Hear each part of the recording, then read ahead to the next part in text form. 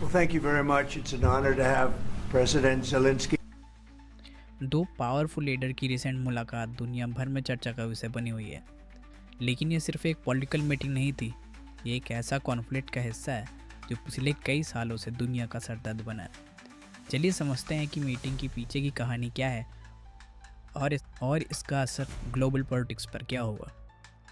इस मीटिंग को समझने के लिए हमें थोड़ा पीछे जाना पड़ेगा।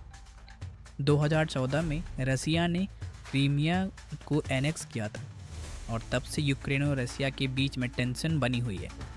2022 में जब रसिया ने फुल स्केल इन्वेजन शुरू किया, तब से यूक्रेन को वेस्टर्न कंट्रीज़ का सपोर्ट मिला है, खासकर यूएस का। अब 2025 में डोनाल्ड ट्रंप दोबारा प्रेसिडेंट बन चुके हैं और उनकी फॉरेन पॉलिसी पहले से काफ़ी अलग है। ट्रंप हमेशा से नेगोशिएशन और डिप्लोमेसी को प्रेफर करते हैं, जबकि जो बाइडेन एडमिनिस्ट्रेशन ने यूक्रेन को मिलिट्री एड देने कंटिन्यू रखा था। रिपोर्ट्स के मुताबिक जेलेंस्की ने यूक्रेन के लिए और ज़्यादा मिलिट्री एड और डिप्लोमेटिक सपोर्ट की डिमांड की। ट्रंप ने इसके बदले शांति समझौता पर जोर दिया और कहा कि अगर उनके टर्म पर बात होती है तो ये वॉर सिर्फ 24 घंटे में ख़त्म हो सकती है। I will prevent, and very easily, World War III, very easily. Before I even arrive at the Oval Office, I will have the disastrous war between Russia and Ukraine settled. It will be settled quickly. Quickly. I will get the problem solved, and I will get it solved in rapid order, and it will take me no longer than one day. I know exactly what to say to each of them. I got along very well with them.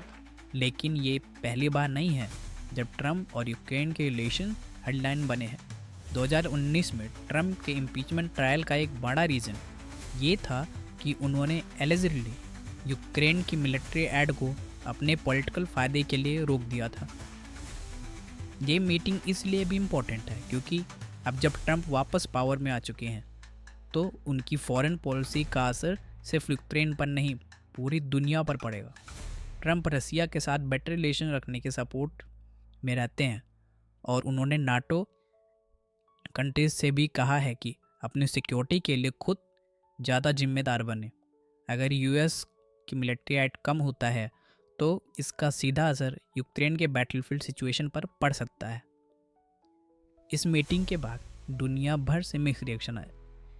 European union और NATO ने Ukraine को support करने की commitment दोबारा दिखाई है, जबकि कुछ कंजर्वेटिव लीडर्स जैसे हंगरी के विक्टर ऑर्बन ने ट्रंप के पीस नेगोशिएशन स्टैंस को सपोर्ट किया है। वहीं रसिया की तरफ से अभी तक कोई ऑफिशियल रिएक्शन नहीं है, पर एक्सपर्ट का मानना है कि अगर ट्रंप पीस डील इन्फोर्स करते हैं तो ये रसिया के फेवर में हो सकती है। 2025 का ये साल ग्लोबल पॉलिटिक्स के लिए बहुत क्रूशियल है। ट्रंप के पीस नेगोशिएशन अगर सक्सेसफुल होता है तो ये वॉर ख़त्म हो सकती है, लेकिन अगर नेगोशिएशन फेल होते हैं और यूएस मिलिट्री एड रुक जाता है तो यूक्रेन के लिए एक नया क्राइसिस हो सकता है। इस मीटिंग से ये क्लियर है कि दुनिया एक नए पॉलिटिकल इरा में एंटर कर रही है, जहां डिप्लोमेसी और पावर पॉलिटिक्स का रोल और भी ज़्यादा इम्पोर्टेंट हो चुका है।